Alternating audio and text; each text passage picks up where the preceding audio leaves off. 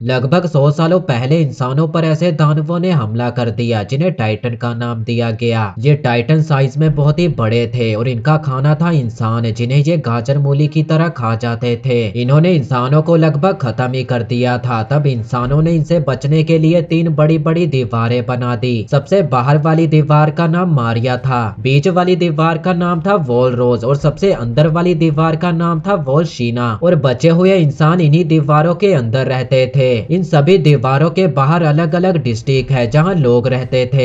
इन्हीं में से एक डिस्ट्रिक्ट शिगानशिना, जो कि वॉल मारिया के बाहर थी, जहां हमारा हीरो एरन रहता है। वो एक पेड़ के नीचे सो रहा था। तभी एक डरावने से सपने ने उसकी आंख खोल दी। आंखें खोलते ही वो अपने सामने अपनी दोस्त मिकासा को देखता है। मिकासा बचपन से ही एरन की दोस्त थी। एक घटना में उसके मॉम डैड की मौत हो चुकी थी, जिसके बाद से ही वो एरन की फैमिली के साथ रहने लगी। अब ये दोनों लकड़ियां इकट्ठा करके अपने घर की ओर जाने लगते हैं। रास्ते में इन्हें मिस्टर हैनिस मिलता है, जो कि एक सोल्जर था और साथ ही में इन दोनों का काफी अच्छा दोस्त भी था। हैनिस को देखते ही एरन समझ जाता है कि उसने शराब पी रखी है। तो एरन कहता है कि आप ऐसा कैसे कर सकते हो, आप ड्यूटी पर हो और ऊपर से शराब पी रहे हो। जिस पर हैनिस कहता है कि देखो बच्चे, हमारा काम ही ऐसा है, बिना शराब पिए हम काम नहीं कर सकते, और अगर हमने थोड़ी बहुत पी भी ली तो क्या ही चला जाएगा। ये सुनकर एरन को गुस्सा आ जाता है और वो कहने लगता है, क्या होगा अगर टाइटन यहाँ पर आ जाएंगे, क्या आप इस हालत में उनसे लड़ोगे। तभी एक दूसरा सोल्जर एरन की बातें सुनकर उसके पास आता है। वो एरन को कहता है कि आने दो, देख लेंगे हम सबको,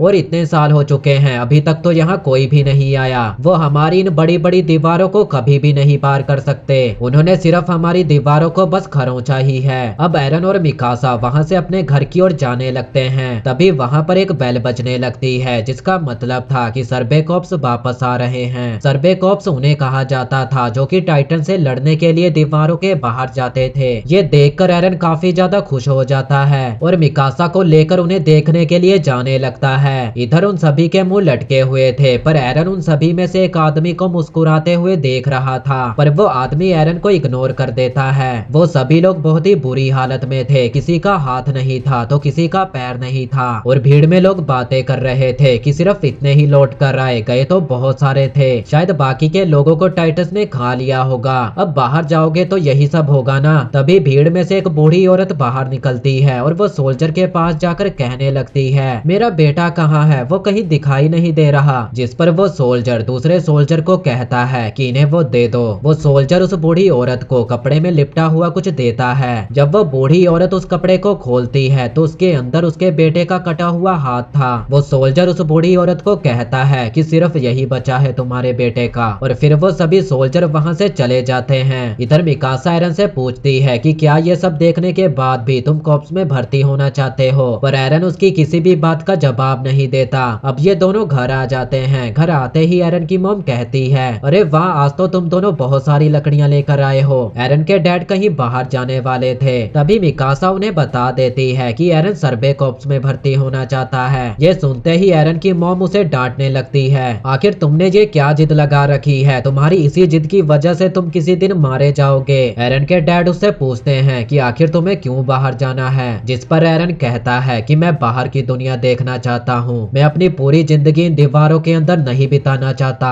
अब उसके डैड वहाँ से जाने लगते हैं, पर जाने से पहले वो एरन को कहते हैं, वापस आकर मैं तुम्हें हमारे बेसमेंट के सीक्रेट के बारे में बताऊंगा। एरन काफी ज्यादा गुस्सा होता है और अपनी मॉम से झगड़ा करके वहाँ से भाग जाता है। एरन की मॉम मिकासा से कहती है कि तुम इस लड़के का जरा ध्यान रखना, ये अभी एक छोटा बच्चा है। इधर एरन के दोस्त आर्विन को कुछ लड़के बुरी तरह से पीट रहे थे। तभी एरन उसे बचाने के लिए वहाँ पर पहुँच जाता है। एरन को देखकर वो लड़के कहते हैं, अच्छा तू भी अपनी सुताई करवाना चाहता है, चल ठीक है आजा। तभी उसके पीछे मिकासा को देखकर वो सभी लड़के वहाँ से भाग जाते हैं और एरन को लगता है कि वो सभी उससे डर कर भागे हैं, मतलब सच में ये एक छोटा बच्चा ही है। एरन आर्विन से पूछता है कि आखिर वो लड़के तुम्हें क्यों मार रहे थे, और क्या तुम्हें पता है ये चुगलखोर मिकासा ने घर पर अपना मुंह खोल दिया कि मैं सर्वे कॉप्स में भर्ती होना चाहता हूँ। तभी वहाँ पर जोरदार धमाका होता है, जिससे पूरी जमीन हिलने लगती है। सभी लोग भागकर दीवार के पास पहुँचते हैं। तभी एरन ने कुछ ऐसा देखा जिसे देखकर उसकी आंखें फटी की फटी रह गई। उस दीवार के ऊपर एक बहुत बड़ा हाथ था। एरन कहता है, नहीं ये नहीं हो सकता, ये दीवार तो 50 मीटर ऊंची है। उस दीवार के दूसरी तरफ एक बहुत बड़ा टाइटन खड़ा खड़ा था। इस टाइटन का नाम था क्लोसन टाइटन। ये टाइटन उस दीवार से भी बड़ा था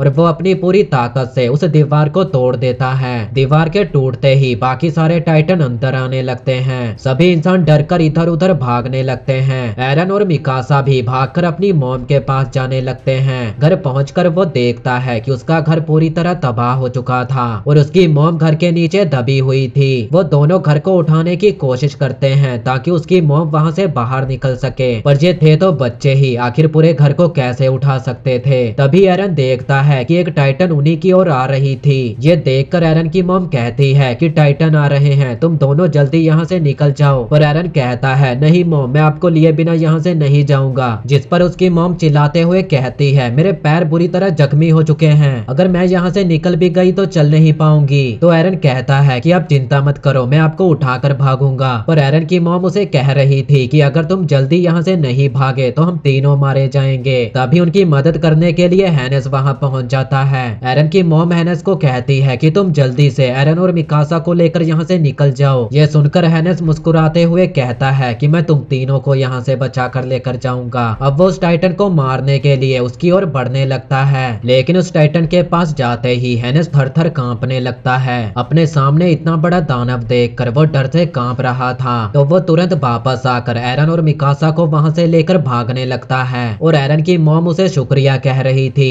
एरन चिल्लाते हुए उसे रुकने के लिए कह रहा था, पर हैनेस उसे उठाकर वहां से ले जाता है। इधर एरन की मॉम रोते हुए अंदर ही अंदर सोच रही थी कि प्लीज मुझे अकेला छोड़कर मत जाओ। तभी वो टाइटन वहां पर आती है और एरन की मॉम के दो टुकड़े करके उसे खा जाती है। एरन अपनी आंखों के सामने ऐसा होते हुए देख रहा था। ये देखकर एरन पूरी तरह से टूट जाता है। इधर टाइटन से बचने के लिए सभी लोग इधर उधर भाग रहे थे। टाइटन सभी लोगों को एक एक करके खाते जा रहे थे। उन टाइटन्स के लिए ये सभी लोग बस उनका खाना थे। इधर हैनेस इन दोनों को बचाकर एक जगह पर ले आता है। इधर एक सोल्जर सभी लोगों को एक बोट के ऊपर चढ़ा रहा था जो कि दीवार के अंदर जाने वाली थी। असल में एरन जहाँ पर रहता था वो तीनों दीवारों के बाहर की जगह थी जो कि टाइटन के लिए चारे की तरह काम करती थी। सभी लोग बोट के ऊपर चढ़ने के लिए धक्का मुक्की कर रहे थे। वहीं आरविन एरन और मिकासा का वेट कर रहा था और वो उन्हें देख लेता है, पर एरन का चेहरा देखते ही वो समझ जाता है क्योंकि एरन काफी ज्यादा दुखी था। तभी एक सोल्जर सभी को तैयार होने को कहता है क्योंकि टाइटन उन्हीं की ओर आ रहे थे और अब बोट के ऊपर चढ़ने के लिए लोग धक्का मुक्की करने लगते हैं। कुछ लोग तो बोट के ऊपर चढ़ने के लिए छलांग तक लगा देते हैं और तभी सभी बोट चलने लगती है। तभी वो सैनिक दीवार का गेट बंद करने लगते हैं, पर हैनिस उन्हें कहता है कि गेट अभी बंद मत करो, अभी बहुत सारे लोग बाहर हैं और अगर हमने उन्हें नहीं बचाया तो वो सभी टाइटन का खाना बन जाएंगे। पर वो सोल्जर कहता है कि अगर वो टाइटन यहाँ भी आ गए तो अंदर भी लाशों का ढेर लग जाएगा। तभी दो सोल्जर वहाँ पर भागते हुए आते हैं और वो दोनों ही गेट बंद करने को कह रहे थे क्योंकि बहुत सारे टाइटन उन्हीं की ओर आ रहे थे।